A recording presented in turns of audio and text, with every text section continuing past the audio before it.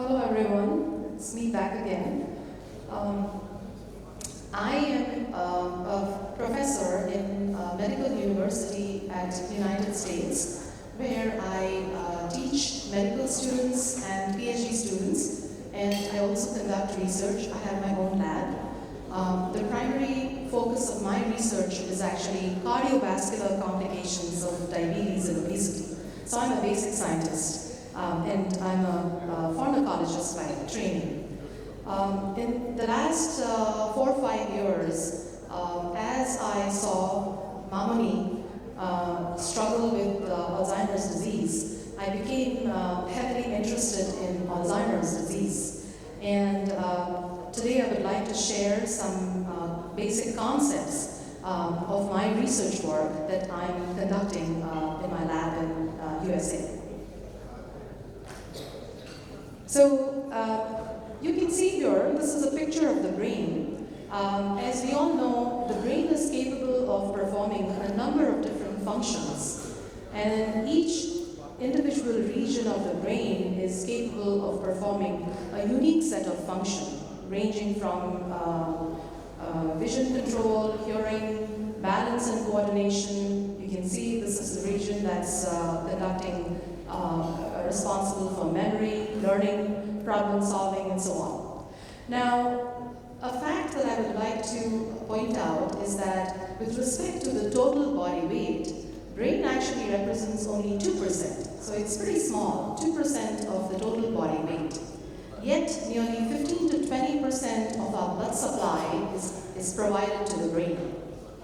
So you can see here, this is a healthy heart.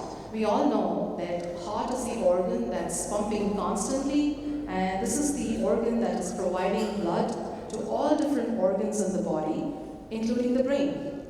And so in a healthy individual, we have this healthy heart that is happily pumping away and supplying blood to the brain. And this adequate blood supply to the brain is in fact what helps in maintaining the neuronal network in the brain. Now, on this slide, you can see this is a normal artery, what we call a blood vessel. So we know that this is in a normal state, and you can see how nice and how nice this blood vessel is. There is a lot of space inside, which is going to allow the blood to easily flow to the brain.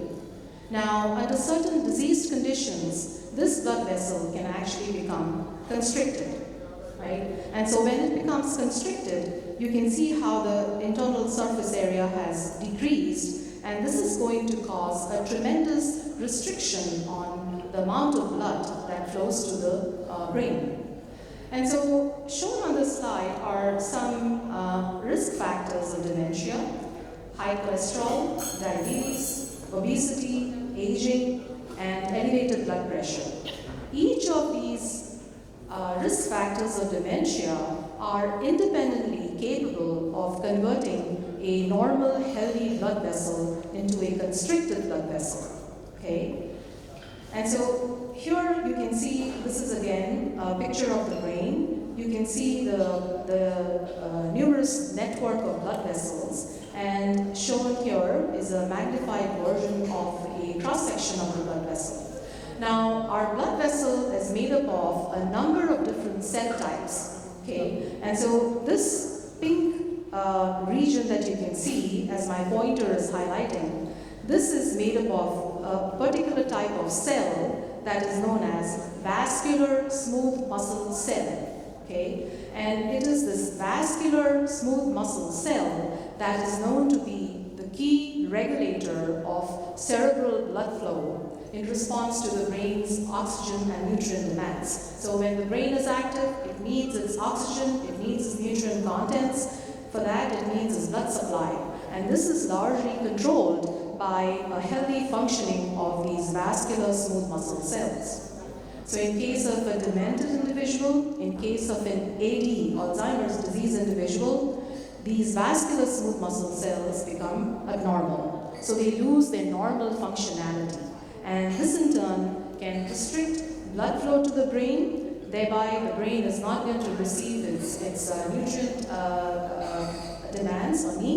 At the same time, this can also cause a buildup of toxic chemicals in the brain because basically there is a block, right? So the toxic chemicals cannot leave the brain and the good stuff cannot come to the brain, right? And so this is essentially caused by vascular smooth muscles dysfunction.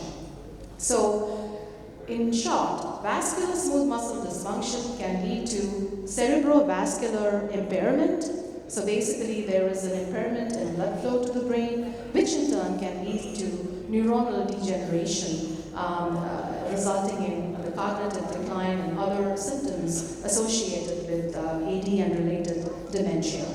So in my lab, we are essentially studying what is it about an Alzheimer's disease. So in my lab, we are basic scientists again, so we are trying to understand what are the mechanisms that causes a healthy vasculature, a healthy vascular smooth muscle cell to lose their normal functionality and convert into a diseased phenotype, and hence interrupt with blood flow and consequently cause the neuronal degeneration.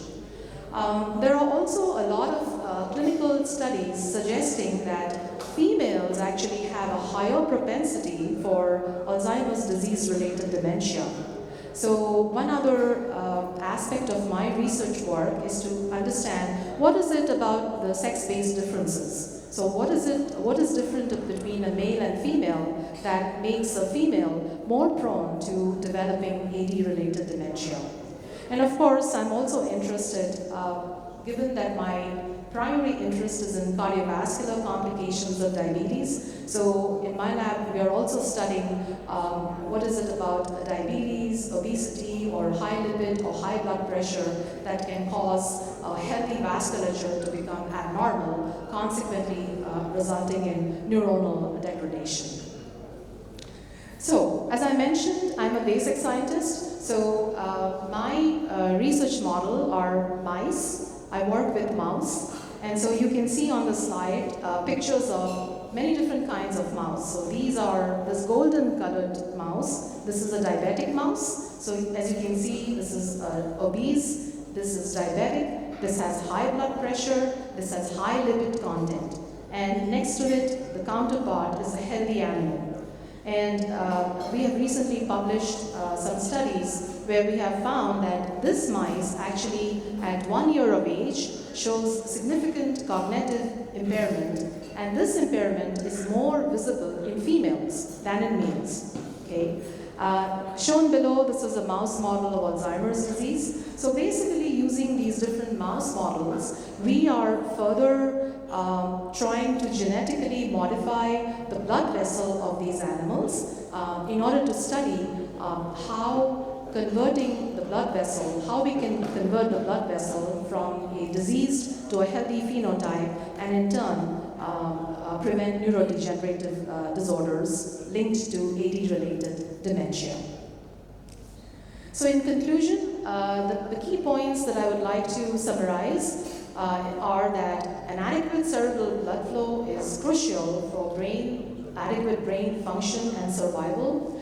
Some of the known risk factors of Alzheimer's disease, such as diabetes, obesity, high blood pressure, and high lipid levels, these are all known to trigger vascular dysfunction, meaning they would adversely affect blood flow to the brain. And the net result of such an impaired blood flow would be neurodegeneration, which in turn could prompt cognitive decline. So neurovascular coupling, this is a terminology, a scientific terminology that is utilized quite often these days, implying that there is an imbalance or disconnect between neuronal function and vascular function.